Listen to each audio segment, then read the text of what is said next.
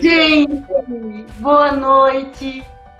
Olha, vocês não têm noção de como meu coração está aqui um pouquinho ansioso e emocionada de estar falando com esse ser humano que eu conheço virtualmente e que, ao conhecer as postagens dele, me identifiquei com a forma que ele se expressa, com a forma que ele se comunica.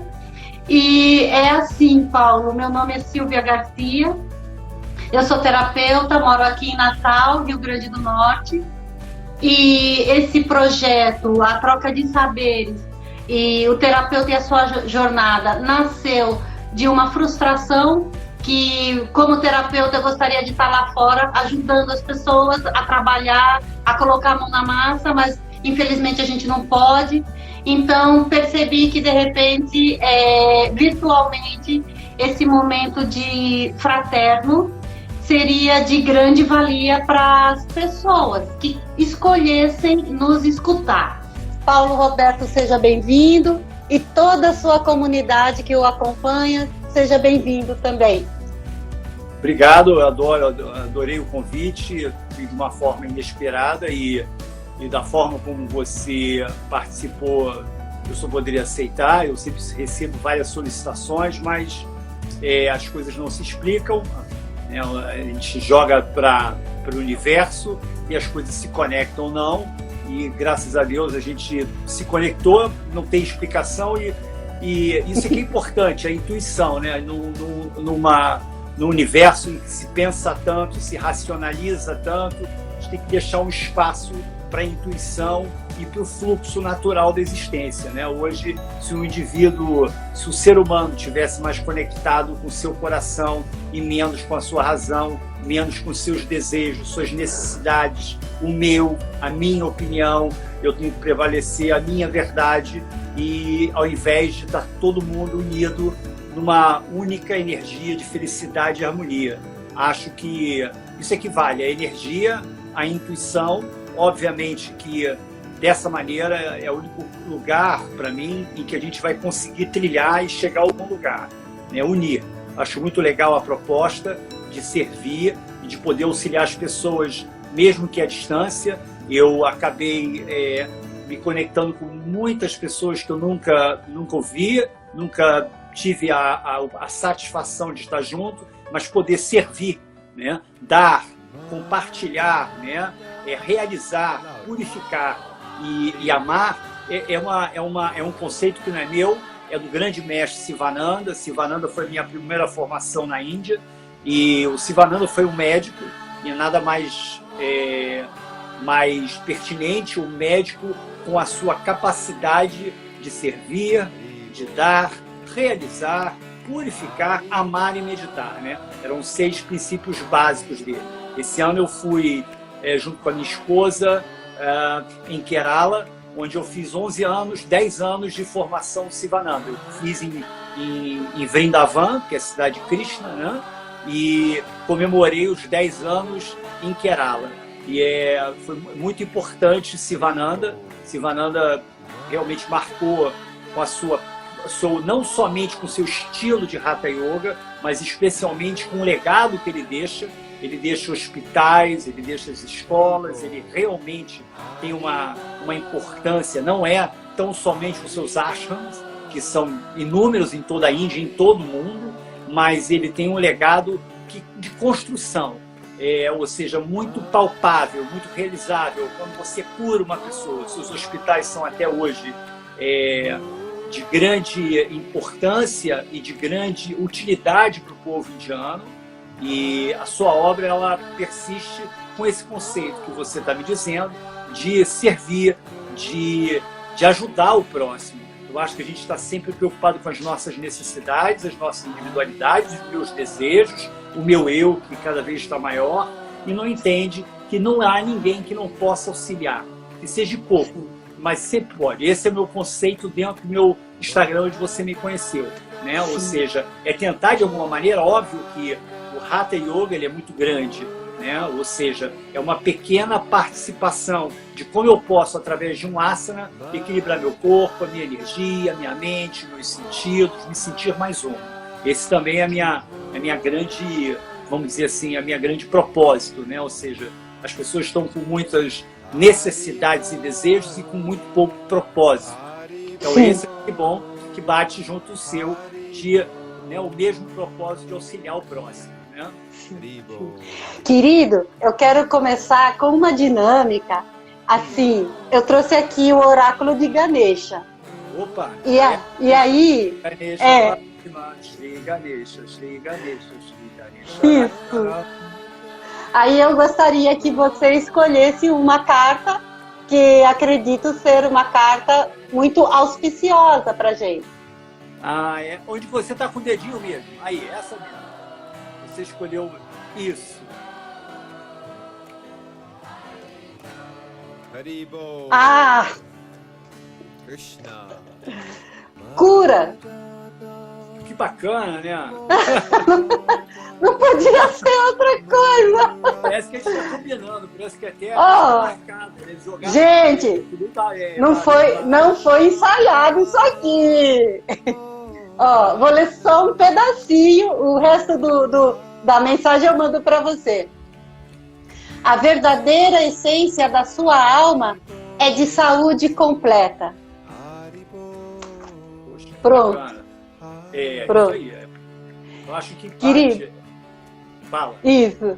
Então, eu quero dar um pouquinho de orientação aqui para nossa conversa, para os nossos 59 minutos serem os mais ricos possíveis. O que eu percebo? Que a maioria dos terapeutas e das pessoas que procuram ajuda terapêutica, elas são chamadas pela dor. Tudo bem, isso faz parte da nossa caminhada, é a forma que a maioria das pessoas escolhem de iniciar, de dar o seu primeiro passo, né? E aí eu gostaria de saber o seu primeiro passo, como é que foi? Olha, é engraçado que eu estava lendo esse dia um livro do Krishnamacharya, né? E o Krishnamacharya, ele foi o grande yogi da era moderna, ou seja, a partir de 1950, ele, com a independência da Índia, ele resgata a prática do Hatha Yoga, né? O Hatha Yoga especificamente. Ele vai para Mysore, ele estuda em vários lugares, e ele, a partir dali, são vários mestres que ele formou, como a Iyengar, como o Patabi Joyce e também o meu mestre, Ajimorra, e o seu filho Desi Kanchar. E ele dizia uma coisa linda, né? Que é o seguinte: se não houvesse dor, não haveria Hatha Yoga. Estou falando no caso aquilo que é o Ayurveda e o Hatha Yoga e Yoga Thai Massage, que são minhas áreas de atuação. Mas de uma maneira, sem dor, não há isso. O que aconteceu comigo foi que quando eu era criança, por volta de 10 anos de idade, eu tive um acidente em que na época, né, eu já sou um coroa, graças a Deus, e na época, nos anos 70, a medicina e a fisioterapia eram muito atrasadas ainda, né? A ortopedia não era o que é hoje, nem a fisioterapia não era nem reconhecida como profissão, ela só começa a ser reconhecida como uma profissão de nível superior em 1975, eu acho. Se eu tiver algum fisioterapeuta aí que me corrija. E eu quebrei a minha perna em vários pedaços, fiquei imobilizado na cama com gesso até o pescoço, até a perna direita completa, até a esquerda pela metade, e um orifício para urinar e outro para defecar. E fiquei, devido a problemas na consolidação da fratura, 1 ano engessado. Além disso, a minha recuperação ela foi muito complicada, e eu demorei entre esse tempo todo, 2, 3 anos, vamos dizer assim, numa situação complicada. Primeiro cadeira de roda, depois muleta, depois na transição para andar de uma forma livre, deambular, né, como se diz na área da fisioterapia, livre, eu tive dificuldades, eu retrocedi. O que aconteceu? Eu tive várias sequelas no corpo. E ou seja, eu tenho artrose na coluna em 70% das vértebras, eu tenho uma anquilose de quadril. E na época isso me criou muita tristeza, né? Nós somos um país em que o futebol, os garotos naquela época não tinham essa coisa de internet, né? Então, caramba, a gente vivia para jogar bola, eu era um garoto muito ativo, de subir em árvore, cair e correr, vivia na rua, numa rua sem saída, na época as pessoas tinham liberdade, sem essa de bala perdida, e eu fiquei muito revoltado. Eu fiquei um garoto extremamente revoltado, um garoto que tinha uma capacidade muito grande para mentir, porque era uma forma de eu trazer um pouco de mais fantasia para a minha realidade, que era muito dura. Eu fazia o pré-bullying, né? Hoje em dia está todo mundo preocupado com bullying, e na época, antes que uma fizesse bullying comigo, eu já fazia um pré-bullying, ou seja, fizeram bullying comigo 2 ou 3 vezes na vida, né? Ou seja, ou o pirata da perna de pau, né, que capenga, ou então deixa que eu chuto, acabou. Eu sempre, antes, quando eu sentia que alguém ia fazer meu bullying, eu era muito agressivo. Conclusão, eu conheci por um professor de ginástica a meditação. E comecei a meditar, e difícil para um garoto novo, eu era mais velho, 14 anos, e a fazer alguns asanas. Depois, na minha adolescência, na minha juventude, o fato de estar muito fragilizado por dentro, eu fiquei um amante da musculação, que foi importante na constituição da minha personalidade e no meu ego, né? Porque eu fiquei fortão, bonitão, saradão, mas era muito frágil. Então, eu passei muitos anos com dor, com um aspecto físico muito forte. Foi importante, né? Ou seja, na criação da minha identidade em um determinado momento, sem dúvida nenhuma. Eu não tenho, pelo contrário, eu devo muito à musculação, que ela me fez acreditar, ter confiança, já que eu era um menino muito inseguro. Mas houve um momento em que bateu mais forte. As dores na minha coluna eram muito grandes, as limitações também. E na fase adulta eu encontrei o yoga, o Hatha Yoga. Encontrei muito, por um acaso, um livro do meu grande mestre Ajemohan, e entendi que havia uma Hatha Yoga para mim, porque quando eu ia em alguma escola de Hatha Yoga, eu era o pior aluno disparado, né? Ou seja, as pessoas não tinham ideia de como eu tinha dificuldade, porque sentar para mim com a coluna reta era quase impossível.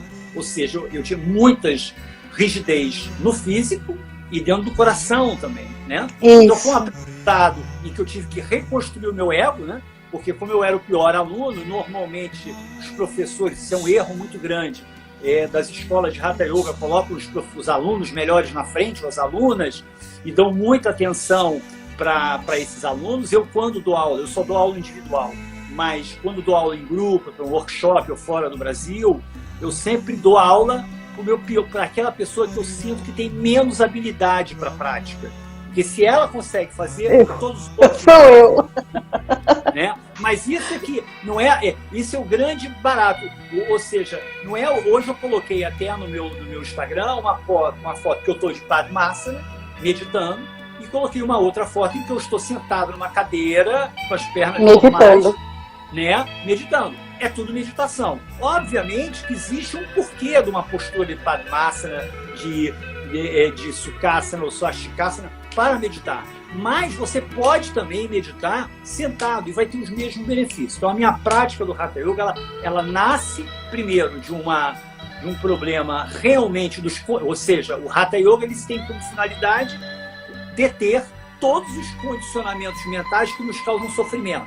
Primeiro, a ignorância de quem eu sou, o ego, né? O terceiro, o apego. O quarto, as aversões ou preconceitos. E o quinto, insegurança. Eu conseguia os 5.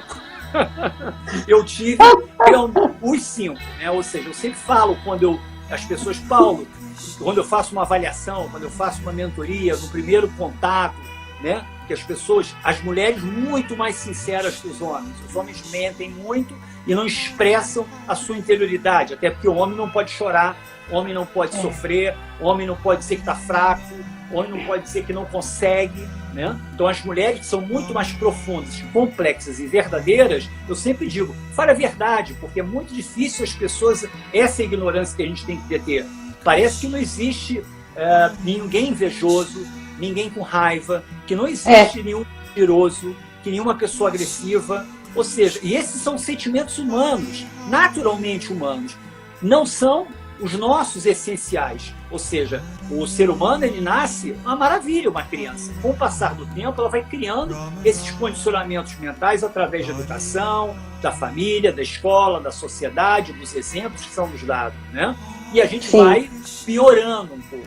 Para a gente quebrar isso, o Hatha Yoga é o meu caminho, né? Óbvio que existem outros e são maravilhosos tanto, mas eu, como eu estou falando do meu exemplo, eu me encontrei através do Hatha Yoga, que lidou com as minhas dificuldades mentais, emocionais, espirituais e físicas também, né? Por isso que eu tenho muita preocupação em auxiliar as pessoas com dor, né? Porque eu sofri dor, com muita dor durante muitos anos da minha vida.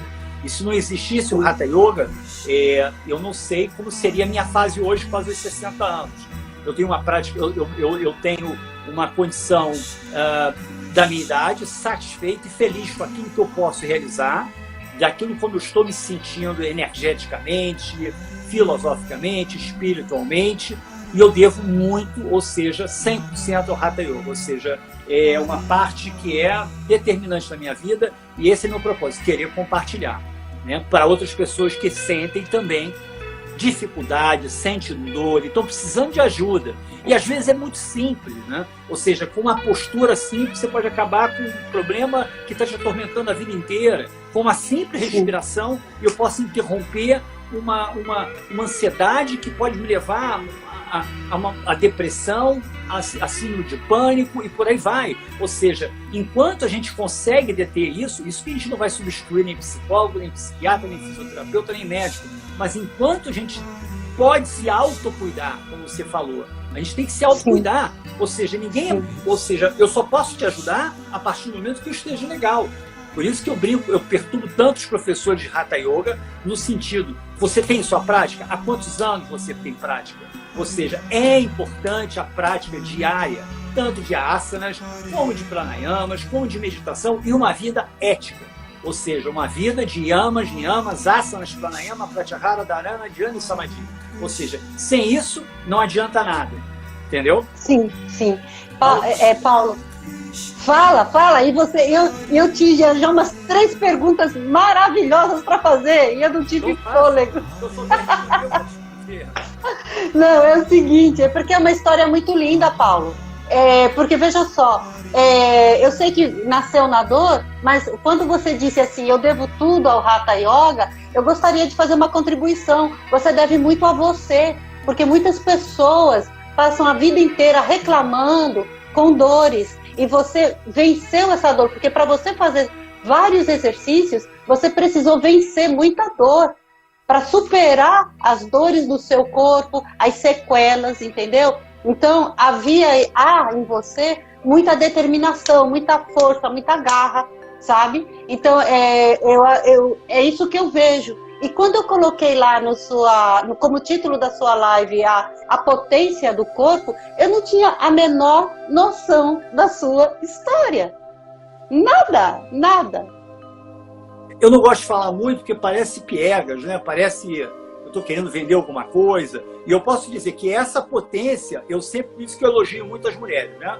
Ou seja, eu devo muito a uma pessoa que tem menos de 1,50 m e hoje pesa 45 quilos, que é minha mãe, que sempre dizia, meu filho, ela não tinha prática de yoga, eu engessado, é uma coisa louca de mãe, né? Eu completamente engessado nos 72, ou seja, a maioria das pessoas que estão nos assistindo nem tinha nascido, e em 72 minha mãe dá um livro, do Círculo do Livro, que era um esquema aqui no Rio de Janeiro, acho que devia ser no Brasil inteiro, em que você assinava e tinha o direito a ficar com o livro 15 dias por uma determinada quantia. E minha mãe, não sei porquê, cai na mão dela um livro de yoga, e ela, imagina, eu todo quebrado, ela me dá um livro de yoga.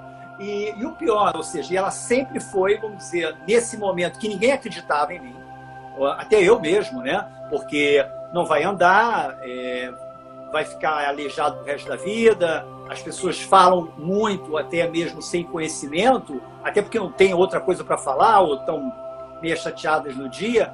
Os médicos, na época, também me davam como uma vida com pouca qualidade, né? Com pouca liberdade. A minha mãe, filho, vai, faz, não pensa no amanhã, faz hoje. E isso foi uma tônica da minha vida, né? Devo a ela. Né? Ou seja, ela simplesmente alimentou, não foi uma mãe que me colocou a mão na cabeça, tadinho dele, tá, vai ficar dodói, vai ficar aleijadinho. Não, pelo contrário, ela vai, você consegue, você tem força, para de ser chorão, vamos. E aí até hoje, né? Então, eu sempre digo que é muito importante essa energia passada. Hoje, ao longo da minha vida, eu recebi muito. Eu tive muita sorte e eu acho que é determinante. Minha mãe diz que eu nasci com o bumbum virado para a lua e de ter encontros na minha vida. Ao longo da minha vida, existiram vários encontros que foram muito determinantes. O primeiro deles foi minha mãe e agora o último é minha esposa, que também é minha parceira e que, caramba, divide a vida, que eu encontrei também. O Hatha Yoga me deu tanto que até uma esposa me deu na Índia. Que linda! É bacana, Bessa. Uma companheira que está na estrada com você, dentro do mesmo estilo de vida, né, Paulo? Que entende o que vocês estão crescendo juntos com isso, né? Sem dúvida, porque nós nos encontramos numa Yogashala em Rishikesh. Eu sempre digo, eu tive outros relacionamentos e é difícil, muitas pessoas, que bacana, que legal ir para a Índia, mas eu vou para cada roubada que até o Deus duvida, que é um yoga, são lugares muito pobres, miseráveis, que não são limpos, que não têm esse romantismo, que as pessoas quando vão para a Índia vão normalmente para um ou dois lugares. A Índia é enorme, é um pouquinho menor que o Brasil, e nós vamos para cada lugar que é realmente muito simples, ou seja, tão simples como uma favela mais pobre do Brasil, em que o conhecimento está lá. E não é tão romântico ficar sem tomar banho ou ficar em condições alimentares não tão satisfatórias. E isso ajuda muito quando somos dois professores e ajuda muito. É aquela história, ninguém faz nada sozinho. Essa história de que isso é história para boi dormir. Não rola.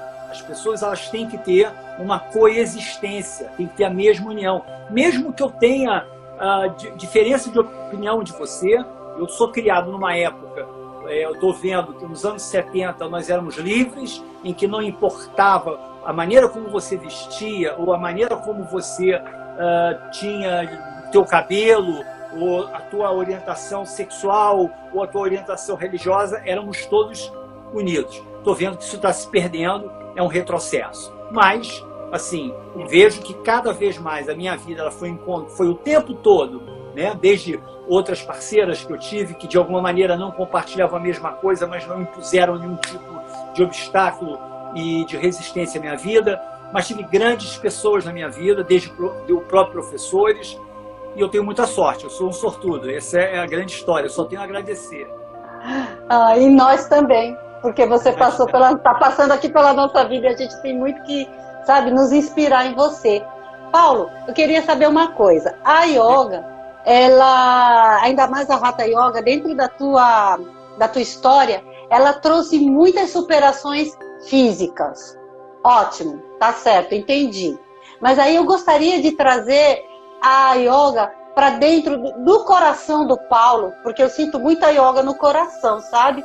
E aí eu queria saber, no teu coração, quais foram as transformações que foram acontecendo conforme você ia praticando mais, se dedicando mais, se entregando mais, as transformações que estavam acontecendo naquele adolescente revoltado, frustrado, com autoestima baixa, né? Sem esperança. Como é que ia acontecendo isso gradativamente?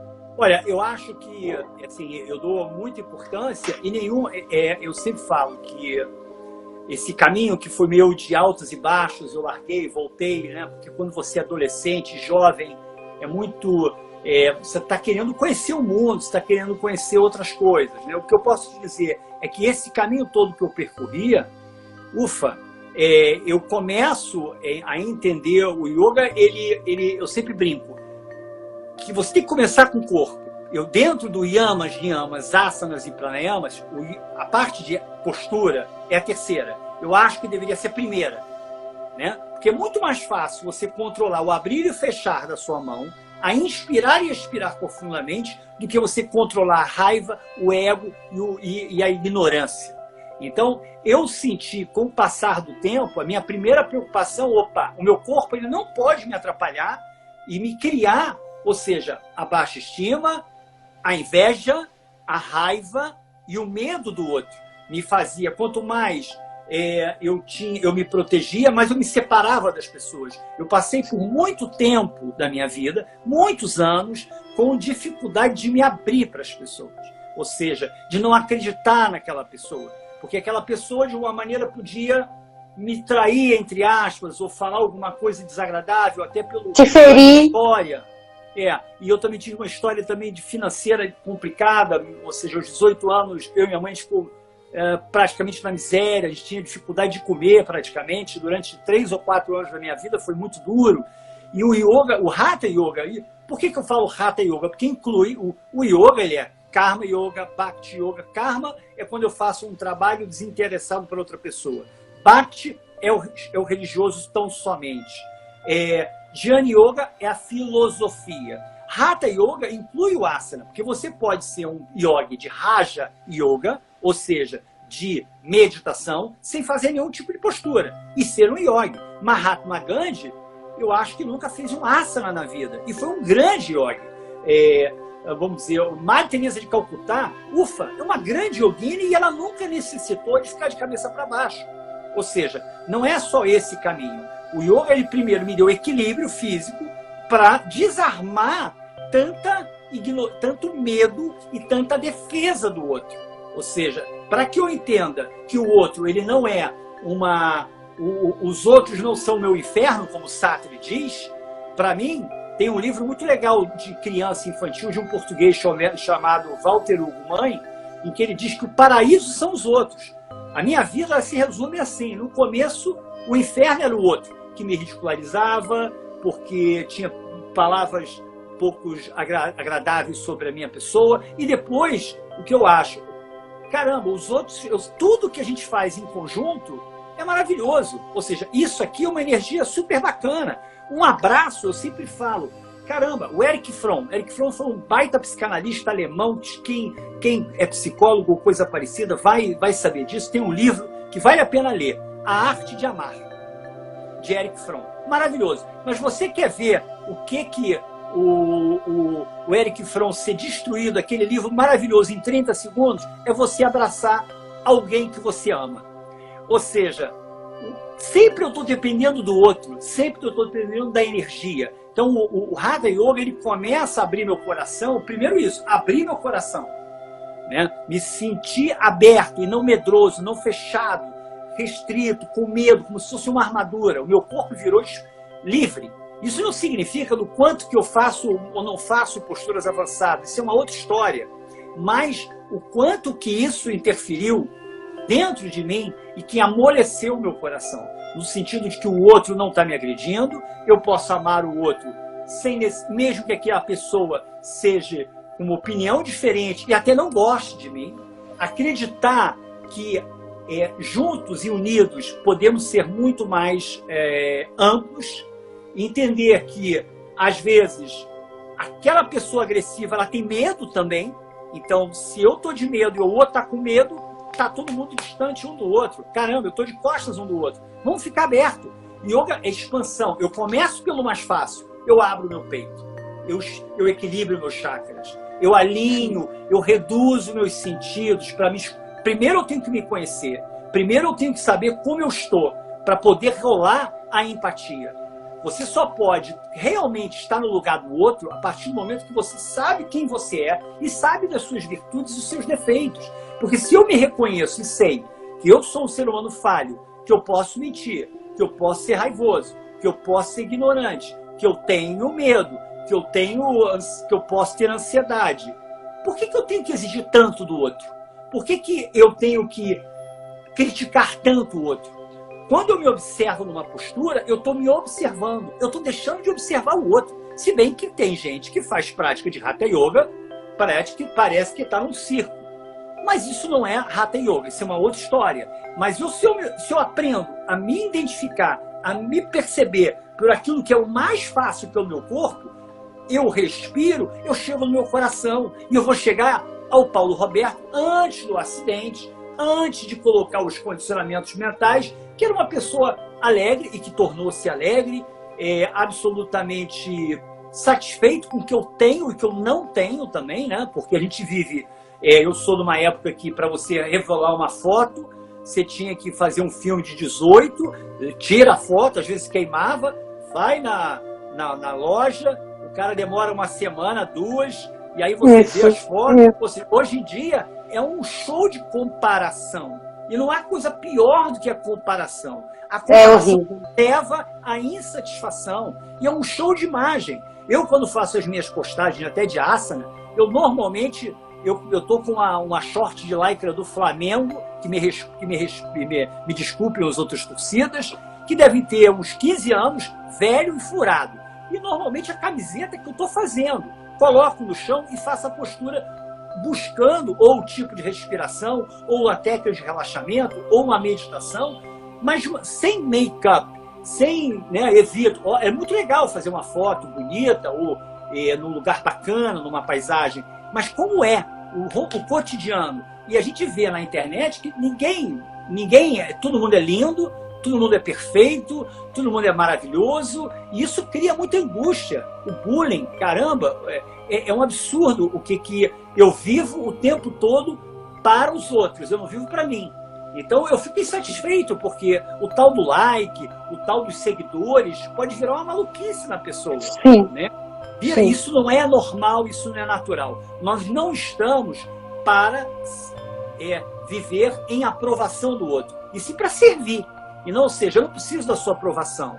Eu preciso ter uma relação natural, essencial, livre. Isso que é importante. Não, eu tenho que aparentar isso, eu tenho que estar... Não, caramba, essa semana eu tive cansado, não consegui dormir direito, porque devido à situação que a gente está vivendo, 8 horas, 9 horas olhando o computador, chega à noite, eu desmaio. Quando é 2h30 da manhã, eu tô que nem o Chuck, o boneco assassino. Porque, né, é complicado dar aula aqui na internet, por exemplo. E também a preocupação com tudo que está passando, né? Mas vai lá, porque senão eu falo muito. E uma coisa que você, quando falou desse lance da internet, das mídias sociais, do número de likes e o número de seguidores, uma das coisas que me agrada muito na sua expressão, que foi até eu comentei isso com você, a generosidade da sua fala. Porque quando você coloca lá as suas postagens, você é generoso e você é ao mesmo tempo prático. Eu vejo você colocando lá, aquele asana ele serve para isso, na vida prática, entendeu? Para a raiva, para o estresse, para descongestionar, para a constipação. Então isso me deu assim... Eu comecei a fazer em casa os asanas pensando nisso. Eu tô com raiva, eu vou fazer esse asana que o Paulo falou, porque eu não quero ficar com raiva. Eu sei que a raiva vai fazer mal pro meu corpo e depois eu vou pagar um preço caro. Então vou fazer esse asana aí para ver se resolve um pouco, se melhora a minha situação, né? Então, essa generosidade na sua fala e essa simplicidade faz a gente se chegar mais perto de você e você não fica 2 degraus a mais, assim, o professor, sabe? Então, isso me cativa, sabe? Me seduz, né? E uma coisa também que eu achei muito lindo quando você falou, quando você chegou aos 40 mil seguidores, eu torço para que sejam 40 mil praticantes, não 40 mil seguidores, entendeu? Que seja realmente uma comunidade onde 40 mil pessoas estão vibrando aquilo que você está oferecendo como ofício sagrado, que é um outro termo que eu gostaria de usar para o nosso trabalho e para o trabalho de todas as pessoas, o ofício sagrado, porque se você enxergar dessa maneira, você vai para um outro lugar. Eu acho que não tem propósito, né? Aqui no Brasil, primeiro que existe sempre uma intenção atrás de tudo, né? E vejo que a única intenção que eu tenho é que para poder auxiliar essa pessoa da maneira que seja, né? Ou seja, colocar que para que eu vou fazer isso? Para que eu vou ficar de cabeça para baixo? Aí é o que eu digo sempre o outro me dá uma luz. Eu tenho um aluno que é um aluno muito antigo meu, não é tão antigo, eu tenho alunos de 20 anos, 25 anos que fazem aula comigo, é uma loucura, né? Ou seja, acompanha várias fases da minha vida. E eu tenho um aluno que é uma pessoa muito querida, Rodolfo, que é um cara extremamente, um empresário, muito prático, muito objetivo, muito cético, evangélico, e ele dizia, para quê? Porra, o que eu ganho com isso? O que eu ganho com isso? Para que serve isso?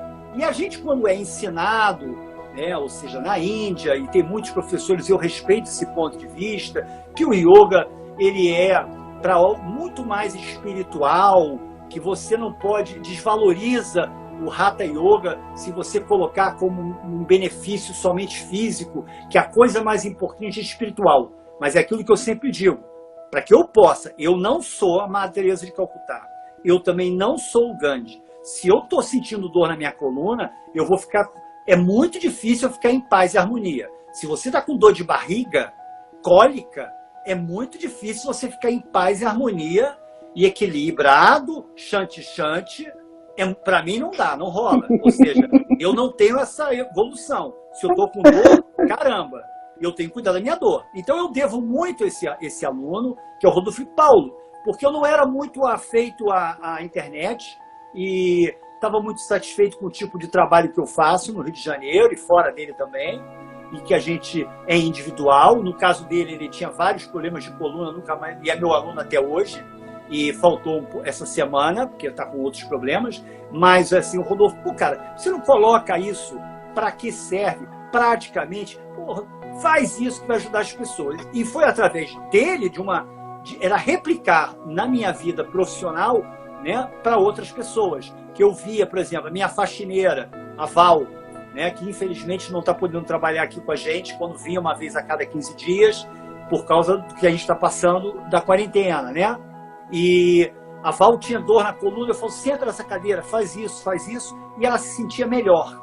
Eu falei, caramba, e aí com isso, ela não toma remédio, que em alguns momentos é o único caminho, mas sempre pode ter uma alternativa. Ela não tomava remédio, ela não gastava dinheiro, não estourava o rim, não ficava com problema de estômago, e era muito prático. Então, essa foi a minha, assim, o meu propósito, é tentar primeiro, caramba, se a minha vida... Você olha uma pessoa de cabeça para baixo, em Sirsasana, ou numa postura de cabeça para baixo, aquilo tem uma filosofia importante. Por que eu vou ficar de cabeça para baixo? Coisa de maluco. Ou seja, por quê? Filosoficamente, se eu consigo ficar numa postura invertida, em equilíbrio e paz, o meu corpo ensina ao meu coração, à minha mente, ao meu espírito, à minha energia, que quando aqueles momentos que você deve ter ouvido falar, e outras pessoas falam, minha vida está de cabeça para baixo, né? Eu acho que é comum a gente ouvir isso pra caramba, eu fico mais tranquilo e equilibrado. Ou seja, se você para para pensar, você ficar de cabeça para baixo, o teu sistema respiratório está invertido, ou seja, tuas vísceras estão empurrando os seus pulmões, caramba, pressão, opa, e eu fico equilibrado e aquilo me relaxa, eu estou preparado para qualquer situação.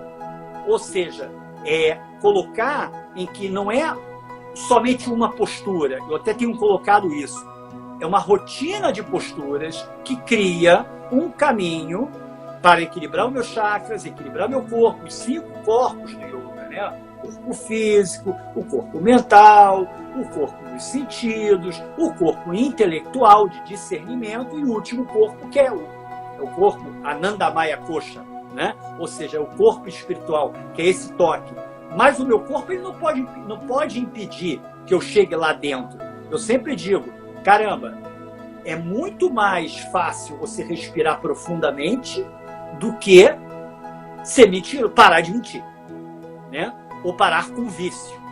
É muito mais fácil. Então vamos começar pelo mais fácil para a gente chegar em coisas muito mais profundas, muito mais complexas, e que são definitivas. Eu sempre digo, eu faço numa semana, 6 dias eu faço asanas e pranayama, mas todo dia eu medito. Ou seja, a meditação é a cereja do bolo, é o grande ápice dessa história. Ou seja, é um caminho. Obviamente que tem o Maharishi, que não usa a meditação, a prática dos asanas e respiração para alcançar o tal estado transcendental, o próprio Osho e outros, o Yogananda, mas o caminho que eu escolhi é esse. Isso não quer dizer que é o melhor, mas é um caminho, entendeu? E o importante é que não tem um caminho melhor do que o outro. É importante você ter um caminho. Isso é que importa, né? Acreditar em algo. O que você acredita, caramba, não estamos aí para discutir isso, né? Ou seja, todo mundo se você parar para pensar, todo mundo quer a mesma coisa, um alemão, um francês, um africano, um argentino, um cara da Rodésia, um russo, todos nós, eu que já viajei bastante, gosto muito de viajar, é muito importante, as pessoas falam tão mal de muçulmano, eu tenho grandes amigos muçulmanos, grandes amigos, na Índia existe uma porcentagem enorme de muçulmanos, e eles querem a mesma coisa, querem ter saúde, querem ter paz, querem ter as suas necessidades básicas bem satisfeitas, querem ser amados, querem ter uma velhice tranquila, não ter muitas doenças, não muda nada. Ou seja, todos nós somos iguais. E se todos nós somos iguais, a gente tem que amar um ao outro da maneira que ele é. Ou seja, caramba, eu sempre digo, quando eu tenho um exemplo muito legal, meus alunos são grandes exemplos. Eu tenho um cara que é um aluno meu, em que ele pensa diametralmente oposto em tudo aquilo que eu acho que é fundamental na natureza do ser humano. É impressionante, mas ele virou um grande amigo. E a gente consegue dar grandes risadas. Ele é de uma geração bem acima da minha, tem mais de 70 anos, ele é um cara duro, um pouco agressivo, rígido, tem conceitos diferentes dos meus, de homofobia, não é muito feminista, tem uma prática de vida totalmente diferente da minha, mas é um cara que é um grande amigo. Ou seja, a minha opinião não tem que prevalecer, a sua opinião não tem que prevalecer. O mais importante é a felicidade entre as pessoas. Isso é que tem que prevalecer. A minha opinião mudou, e eu dou o exemplo próprio do Hatha Yoga. Assim, se você parar a pensar, dos últimos 10 anos eu fui 10 vezes à Índia. Passo 3 meses naquela região como um todo. Lugares que são sujos, barulhentos, não são agradáveis aos sentidos, fazendo posturas esquisitas, entoando mantras estranhos, né? Respirando, fazendo barulhos. Se você me perguntasse isso há 30 anos, eu ia falar assim, esse cara tá maluco. Você é louco. Me perguntasse há 35 anos atrás, 40 anos, você tá doido, isso tá maluco, tá retardado. Hoje faz parte da minha vida. Então, vamos tentar ser generoso um pouco. A generosidade é o maior barato da história da vida. É um pouco ser generoso e servir. Querido, é isso mesmo. E tudo isso que você está me trazendo é porque a gente ainda se prende nessa vibe da competição, né? Se você não tiver nesse espaço da competição, não tem por que a minha opinião prevalecer a sua e eu não preciso te convencer de nada, né? E isso tira um peso do nosso corpo, né? A gente fica muito mais leve, muito mais maleável, não? A minha opinião, minha mãe sempre diz, né? Opinião e bumbum todo mundo tem um, né? Então, ou seja, a minha opinião é muito importante para mim, mas ela muda também, né? Ou seja, ao longo da minha vida, caramba, eu passei por várias fases e é maravilhoso cada fase. As pessoas têm muito medo do envelhecimento, ou seja, eu posso dizer que a melhor fase, eu sempre digo que a vida começa aos 60, né? Hoje todo mundo não quer passar dos 30 nem dos 40, eu posso dizer que é mó barato, ou seja, não fiquem com medo, é muito bom, entendeu? Se junte. Isso não significa que eu não tenho ruga, que eu não tenho cabelo branco, que eu não tenho a mesma flexibilidade, nem a mesma força, nem a mesma virilidade. Mas estou muito satisfeito com tudo que eu tenho. Ou seja, e entendi que é muito legal também perder certas coisas. Reduz o teu ego, a minha importância. Opa, meu bumbum caiu, né? Ou seja, eu sou magrinho, né, de tanta prática, eu sou vegano. Eu sempre brinco, como é que a minha esposa pode ter essa capacidade tão imaginativa de gostar num senhor que não tem bumbum. Ou seja, e aí isso é legal, você tem que rir de você mesmo, porque isso aqui muda. E hoje a gente está vivendo um vírusinho maluco. Caramba, acabou com tudo, né? Em termos, com aquele mundo, né? Como a gente vivia. E é muito legal a gente aceitar esse cara e entender o porquê que ele veio, para entender. É uma oportunidade enorme de crescimento. Esquece aquela maneira que a gente vivia. Vamos viver de outra, porque aquela não está valendo. Quem aceitar isso e não ir contra, resistir, não, tem que ser da mesma forma, vai sofrer bastante. E quem entender, aceitar e transformar é o que a gente está fazendo. A gente não está podendo sair muito de casa e estamos aqui nos relacionando com esse instrumento que é a internet, que pode ser muito mal utilizado, mas também pode ser muito bem utilizado. Eu sou de um tempo, caramba, que para pegar alguma coisa na faculdade, quando eu fiz faculdade, o que aconteceu? Eu ia na biblioteca, pedia um livro num papel, a moça ficava 1 hora procurando o livro, voltava, olha, não está, daqui 1 semana você volta. Aí 1 semana você volta. Hoje em dia, com apertar de algumas teclas, você tem um mundo na tua frente. Né?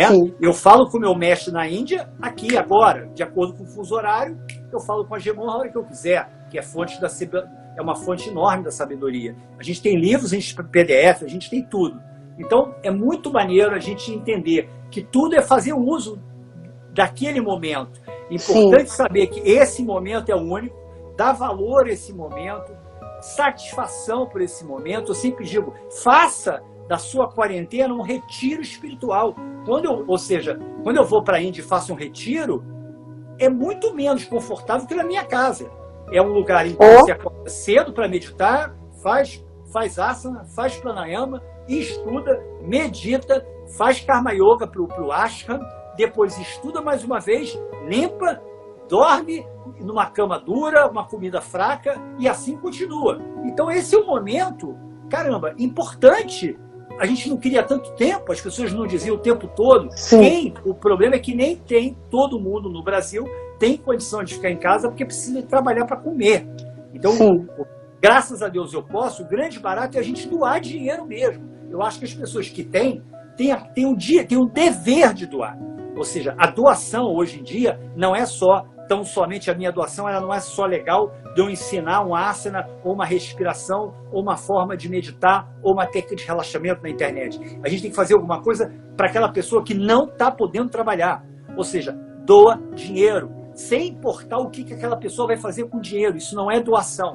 Você doar doa. O que ela vai fazer, o que ela vai fazer com essa história é um problema dela, né? Mas é importante, porque muitas pessoas não estão tendo o direito de ficar em casa porque tem que sair para trabalhar de qualquer jeito. E estão passando por muita dificuldade. Né? Ou seja, a economia está de ponta a cabeça virada. Então hoje é o momento da gente, né? Ou seja, às vezes esse yoga espiritual só não adianta. Tem que ser, a pessoa precisa comer arroz e feijão. Ela precisa comer o pão todo dia. Então não adianta só gratidão, shanti shanti, namastê. Tem que ajudar o próximo. E mesmo que você não tenha muito, divide um pouco que você tem.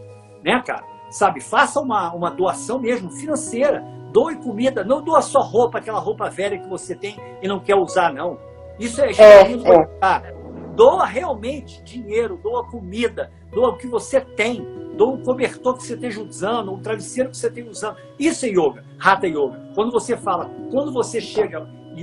O asana é um pedaço, são 8 pedaços. Não adianta, eu sempre brinco aqui no Rio de Janeiro, quando eu uso muito a bicicleta, que eu gosto de estar em contato com todo mundo, né? Então ou eu dou a hora na minha casa, que eu tenho Yoga Shala, ou aqui próximo onde eu moro, que eu moro em Ipanema, Leblon, Lagoa, eu estou sempre por aqui.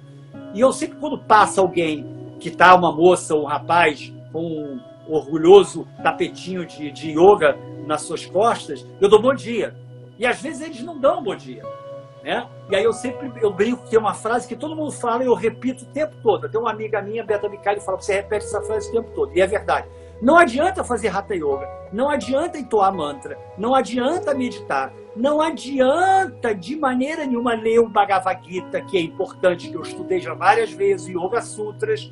Não adianta se você não dá bom dia pro porteiro. Ou seja, vamos pelo mais simples, né? O meu mestre diz uma coisa bacana, que as pessoas, eu vim aqui na Índia me transformar, evoluir, me mudar. Aí ele falou, você é muito egocêntrico, por que você não lava a sua louça primeiro? Por que você não faz a sua cama primeiro? Por que você não ajuda uma pessoa necessitada? Isso é mais importante do que você saber todos os capítulos do Yoga Sutra, Samadhipada, Sabanapada, Vibhudipada, Kaivalyapada, os 186 sutras de cabeça. Isso é muito teórico. Quando passa conhecimento, passa para ação, é sabedoria, é amor. Quando está ou só no corpo, ou só aqui, é papo furado, é egocentrismo. É egocentrismo, é status, é uma criancice, sabe? É uma coisa boba da pessoa achar que está fazendo algo diferente, mas ela está fazendo para se mostrar para o outro e não para o seu crescimento interior, né? Então é uma pena porque está perdendo o seu tempo. E o pior ainda, está fazendo, no meu caso, eu falo que a grande maioria dos professores de Hatha Yoga não tem boa formação, não tem tempo. Eu sempre digo, um médico demora 6 anos para se formar, mais 3 anos de residência. Hoje em dia você faz um curso de 30 dias por correspondência e você virou um professor Hatha Yoga. Compra um japamala, fala namastê e já virou um professor. Caramba, isso leva uma vida de dedicação. Você atua em 5 corpos. 5 corpos. O médico normalmente atua em um corpo. O psicanalista atua em um corpo. A gente atua em 5 corpos. E você tem a vaidade de achar que em 30 dias, porque você tem uma Paschimottanasana direitinha ou um Trikonasana bem feito, você acha que é um yogi? Você está de brincadeira comigo, né? Então eu acho que existe uma deturpação do que é o yogi, do que se realmente é. Não necessariamente ele tem que ter um tempo de estudo, um tempo de evolução, de prática de asana, de estudo. Ou seja, eu pergunto, você já estudou Yoga Sutras? Não. Você estudou Jajalavalkya? Não. O Bhagavad Gita? Não. Os Upanishads? Não. Caramba, você dá aula de quê? Qual é? O que você... aí vira ginástica indiana. Eu sempre brinco, isso é ginástica indiana, ou seja, que eu não tenho nada contra a ginástica, muito pelo contrário, eu adoro. Eu comecei, até o meu acidente, eu fazia ginástica olímpica, ou seja, adoro, malhei um tempasso da minha vida, fiz musculação, fui personal trainer, não escondo isso, muito pelo contrário, e é importante, mas a proposta do Hatha Yoga não é uma ginástica indiana, é uma evolução total, é a arte da integração. Corpo, mente, espírito. É deter condicionamentos mentais. Como eu posso chegar para você, se eu não sei, o problema às vezes que, além de fazer mal para ele, de ser só uma vaidade, ele tá criando quando você é uma pessoa que tem um discernimento, é um aluno que tem um discernimento, você vai a uma prática de Hatha Yoga, é só isso? Então isso não serve para nada. Ou seja, se eu não tenho consciência da abrangência da minha área de atuação, do meu exercício, do meu sagrado, do meu ofício divino, como eu posso que o outro me valorize? Se eu não valorizo, se eu não pratico, se eu não estudo, se eu não oro, se eu não medito, como é que eu posso chegar para um aluno e falar, medita todo dia? É uma brincadeira, uma mentira, né? Ou seja, você não tem legitimidade para isso.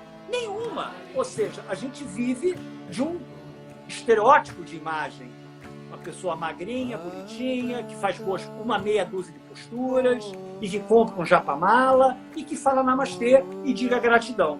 Não é isso, desculpe, não é nada disso.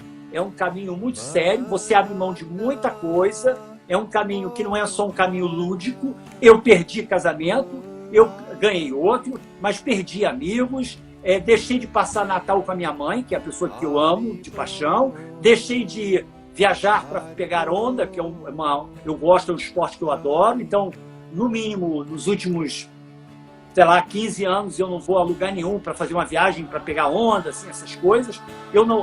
Férias que eu tenho, que para mim são férias, que eu gosto tanto que eu faço, que é uma maravilha. Mas, assim, os últimos anos, uma década no mínimo, eu vou só para uma região com o objetivo de uma melhor autoconhecimento, né? Ou seja, eu não posso não me conhecer e dessa forma, se eu não me conheço, eu não posso auxiliar o outro a se conhecer. Se eu não sei o caminho, se eu não sei o caminho, eu não posso te auxiliar. Isso não, você não pode me levar. Não posso. Você não pode me levar por um caminho que você não sabe como é que é. Você não pode pegar minha mão e falar assim, vem comigo. Então, cara, é isso que eu acredito. Eu acredito na disciplina yoga.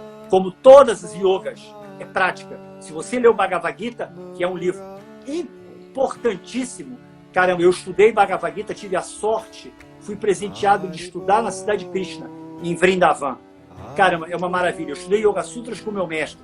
Se você estuda lá, dentro do Bhagavad Gita, ele diz: yoga é prática, é habilidade na ação. Não é ficar olhando para cima. Tanto é que o Bhagavad Gita, que é o berço, o começo do yoga, né? Ele se passa não no ashram, num campo de batalha, que é o que a gente vive. E ele diz: o que é o yoga? Habilidade na ação. Habilidade na ação sem expectativa de resultado, sem meta, sem eu vou alcançar isso. Não. Eu me dedico hoje, me dedico. O que vai acontecer amanhã, a gente não tem nem ideia. E isso é deixar surpreender, deixar essa energia do universo que nos uniu aqui, e a gente bateu esse papo já com quase 1 hora, super bacana. Falei muito, falo para o Padre Adel, espero que não enche muita paciência das pessoas, super satisfeito pelo convite, você tem uma energia muito legal, isso é que importa. Um monte de gente me convida, para falar e tudo, mas e aí? Da maneira como você abordou, da forma, a intuição, e você está cheio de intuição. Foi o tempo, que é muito rápido, e porque como está muito gostoso, passa muito rápido, a gente nem percebeu. Legal. Obrigada, Silvia. Valeu. Quando você quiser, eu estou à tua disposição para qualquer coisa. Eu adoro o final. Caramba, Pipa, já passei maravilhoso. Touros, para o outro lado também fui. Tem Vila Formosa, como é que é aquela praia que tem o Ítalo? Agora nós temos um campeão de surf aí, que é maravilhoso. Que é isso. Caramba, isso pega muita onda. E eu adoro. Já fui várias vezes a Pipa, eu não vou. Tenho aquela história, uns 10 anos, não mais, tem uns 15 anos que eu não vou a Pipa, mas é um lugar mágico, é um lugar lindo, e a galera é um lugar dos mais bonitos que eu já vi na minha vida, e espero voltar aí, quem sabe no momento a gente fazer alguma coisa. E você é um dos irmãos que está aqui disposto a ajudar a quem precisa. Então, uma pessoa que precise das suas palavras, do seu exemplo, de tudo que você acumulou e conheceu nessa história, nessa trajetória, pode entrar em contato com você para você fazer a sua contribuição. É isso que eu agradeço, e é assim que eu finalizo esse nosso encontro, que é uma troca de saberes. Sem dúvida, super obrigado. A gente é de um povo maravilhoso, e o brasileiro, ele por si só, por mais que a gente tenha a síndrome do vira-lata, que tudo nosso é ruim, eu tenho exemplos que o nosso povo é bacana demais. Infelizmente, a gente tem políticos que são muito ruins, né? Estão muito mais preocupados consigo próprio do que com a nação. Mas o brasileiro, eu sou 100% brasileiro. Eu sou de uma família toda de portugueses. Talvez eu vá para Portugal, morar em Portugal no ano que vem. Mas infelizmente, é um povo fantástico. E o brasileiro em si tem essa energia, tem essa alegria de viver. Eu, por onde eu estou, que seja na Índia, em Portugal, em qualquer lugar, eu sou 100% de carioca. O carioca da gema, que tiro onda, que consigo dar risada das nossas problemas e no nosso ridículo, né? Ou seja, enquanto eu sou ridículo, enquanto que eu me acho melhor que o outro. Eu sou um carioca da gema, não vou deixar de ser, e acho que a maneira melhor que a gente tem de viver é acreditar, ter fé e sorrir sempre. Super obrigado aí, obrigado pela galera que curtiu, e um grande abraço para você. Harion! Tudo de bom, jovem. Grande abraço. Para você, meu querido, também. Tchau. Tchau, pessoal. A nossa comunidade aumentou, agora somos 40 mil participantes. Super agradeço o carinho e a atenção, e especialmente a confiança no trabalho. A minha energia só aumenta, o prana está lá em cima para continuar no caminho de compartilhar, servir, dar os instrumentos necessários para alcançar o bem-estar e a saúde perfeita através do Hatha Yoga, Ayurveda e Thai Massage. Harion! Madana Mohana Murari Haribo Haribo Haribo Haribo Haribo Haribo Madana